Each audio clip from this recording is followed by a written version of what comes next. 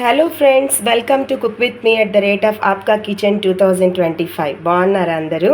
ఈరోజు మీకు ఒక సరికొత్త రెసిపీని చూపిస్తాను. దాని పేరు కోకోనట్ వీట్ దోశ.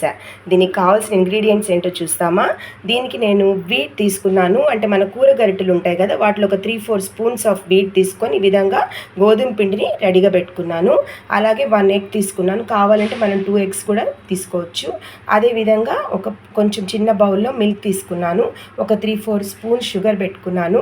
అలాగే చూసినప్పుడు ఆయిల్ పెట్టుకున్నాను. ఇంకా వచ్చేసి కొబ్బరి తురుమును ఒక బౌల్ నిండా తీసుకొని దాంట్లో ఒక 3 స్పూన్స్ ఆఫ్ షుగర్ యాడ్ చేసి రెడీగా పెట్టుకున్నాను.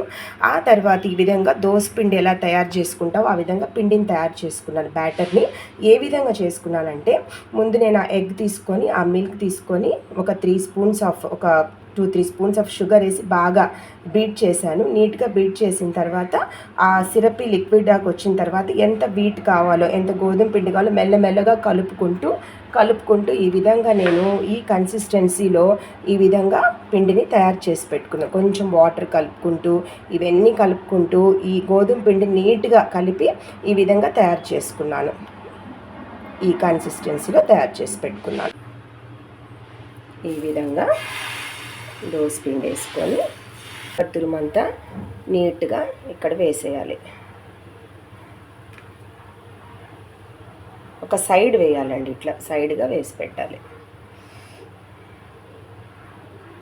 హీట్ అయిన తర్వాత ఈ ఒక సైడ్ దోశను ఈ విధంగా టర్న్ చేసేసుకోవాలి.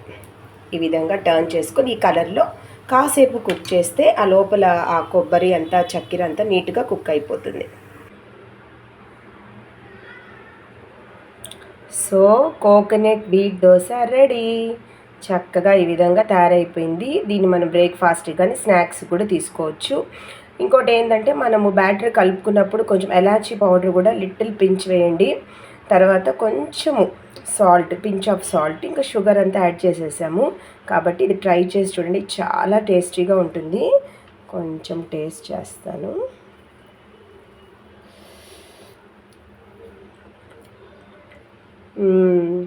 సూపర్గా ఉందండి, చాలా బాగొచ్చింది.